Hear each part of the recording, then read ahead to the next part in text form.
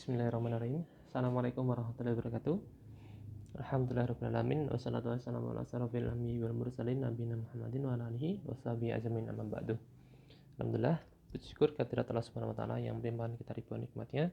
Tak lupa salat dan salam semoga selalu tercurahkan pada junjungan kita Nabi Muhammad sallallahu alaihi wasallam yang kita nantikan syafaatnya di yaumul akhir.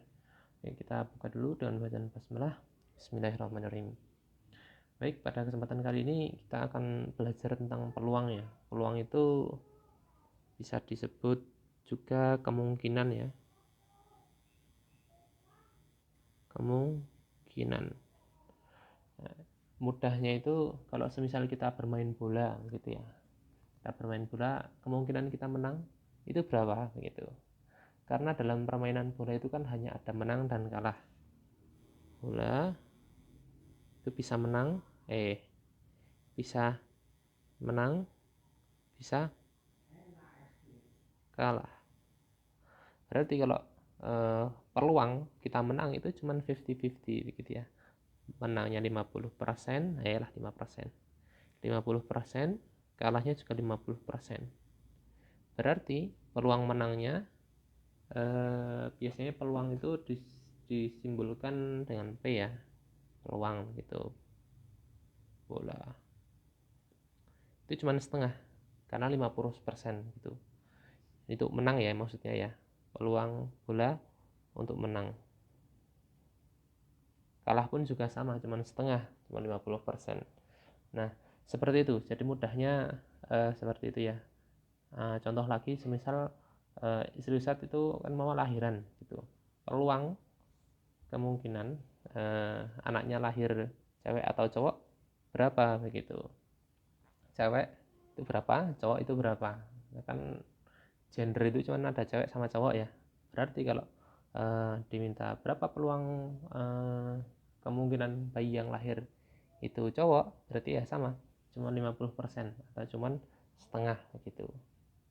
Nah, itu kalau nggak pakai USG. Kalau pakai USG ya sudah jelas ya, walaupun ada kemungkinan berbeda di pas lahiran gitu, tapi kemungkinannya kecil. Nah, jadi dalam berbicara tentang peluang gitu, kita harus menentukan dulu ruang sampelnya. Apa itu ruang sampel? Ruang sampel. Jadi kalau penjelasannya itu himpunan yang memuat semua kejadian yang mungkin. Semua kejadian yang mungkin. Jadi semua kejadian yang mungkin gitu. Ruang sampel. Dari setiap anggota pada ruang sampel disebut titik sampel gitu. Semisal tadi lahir cewek atau cowok berapa? Ruang sampelnya cuma 2, yaitu cewek dan cowok gitu. Berarti cuma 2. Kalau semisal ditanya berapa peluang cowok, berarti cuma 1/2 gitu.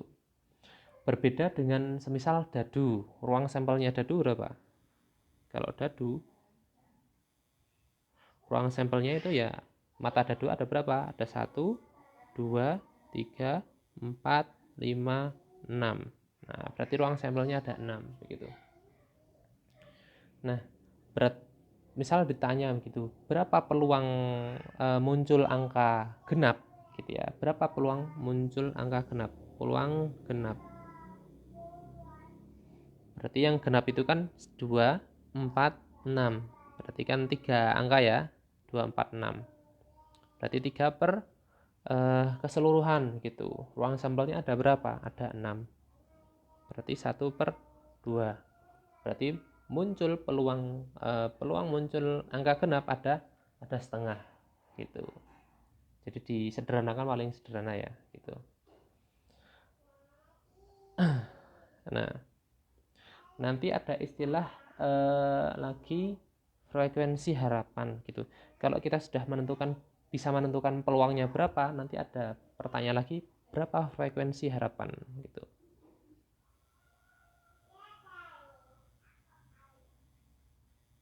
Frekuensi Frekuensi harapan itu banyak kejadian yang diharapkan dapat terjadi dalam suatu percobaan. Jadi banyak kejadian yang diharapkan dapat terjadi. Jadi kejadian yang diharapkan dapat terjadi. Misal tadi pakai soal yang sudah-sudah ya. Jadi peluang muncul angka genap di sebuah dadu itu kan setengah ya. Angka 2, 4, 6. Perhatikan 3 angka itu. 2, 4, 6 itu 3 angka. Perhatikan 3/6. Berarti sama saja setengah. Nah, frekuensi harapannya itu semisal dalam lempar 10 kali gitu. Jadi dalam 10 kali lemparan 10 kali muncul angka genap berapa gitu. Jadi sebuah dadu dilempar 10 kali, berapa peluang muncul angka genap? Berapa frekuensi harapan pada lemparan 10 kali sebuah dadu begitu. Nah, untuk rumusnya frekuensi harapan itu tinggal dikalikan saja gitu. Peluangnya berapa?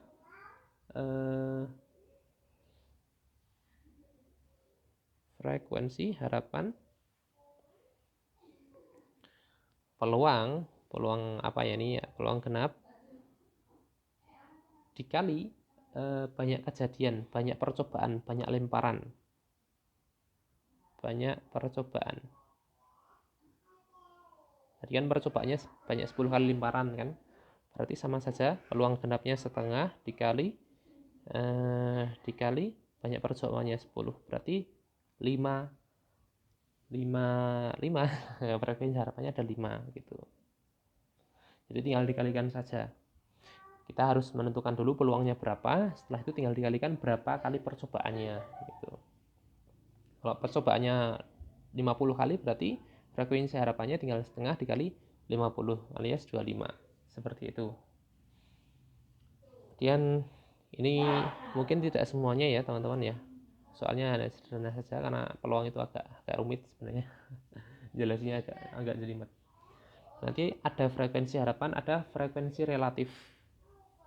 Nanti di soalnya yang saya berikan ada frekuensi relatif. Frekuensi relatif.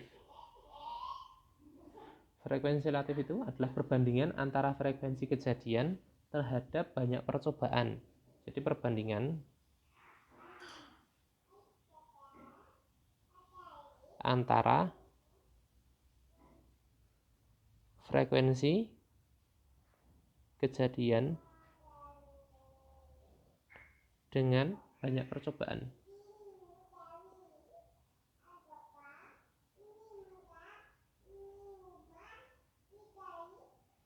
Banyak percobaan. Sebentar, coba Ustaz carikan ya contoh soal tentang frekuensi relatif.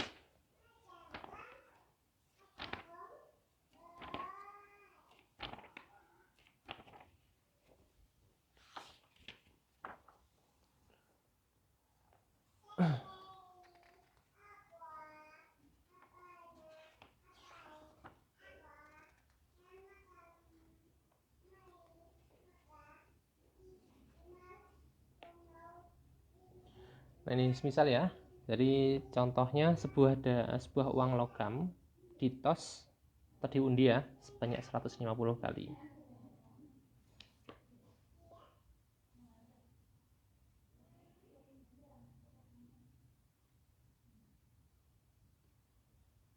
Contohnya sebuah logam itu bisa muncul angka, bisa muncul gambar ya, angka dan gambar ada dua sama. Sebuah logam dilempar sebanyak 150 kali. Nah, ternyata muncul gambar sebanyak 76. Muncul gambar sebanyak 76 kali gitu.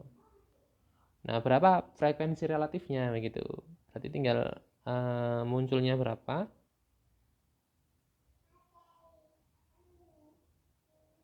yaitu 76 per banyak percobaannya. Nah, tadi kan ada dilempar 150 kali, berarti 76 per 150. Atau bisa kita sederhanakan 38 per 75. Seperti itu. Nah, seperti itu teman-teman ya. Perlu diingat, peluang itu maksimal itu cuma satu. Maksimal peluang itu satu ya. Jadi kemungkinan suatu kejadian itu peluangnya cuma satu gitu. Semisal dia kemungkinan menangnya itu 30%, ini salah. Contohnya gini, peluang itu maksimal satu. Semisal kita berpeluang untuk mendapat ranking 1 itu sebanyak 0,75 ya. Ranking 1 dalam suatu kelas ya. Peluangnya setelah kita hitung-hitung, hitung-hitungnya ngawur. Ranking 1 itu peluangnya 75%. Alias 0,75. Berarti kemungkinan kita nggak ranking 1 berapa gitu. Nah, ranking 1 itu 0,75, berarti kalau nggak ranking 1 tidak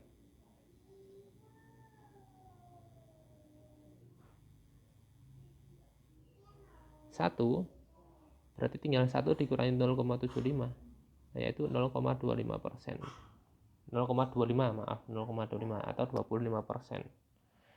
Jadi kalau dapat soal seperti itu, semisal kita di kelas mendapat bisa menjadi ranking 1 itu sebanyak 75%. Berapa persen kita tidak ranking 1, tinggal kita kurangi saja. 1 dikurangi 0,75. Nah, itu seperti itu model-modelnya. Semoga bisa membantu sedikit membuka wawasan tentang peluang ya. Nanti model-model soalnya ada banyak gitu. Ini hanya contoh singkat saja. Dari Ustadz kurang lebih mohon maaf. Assalamualaikum warahmatullahi wabarakatuh.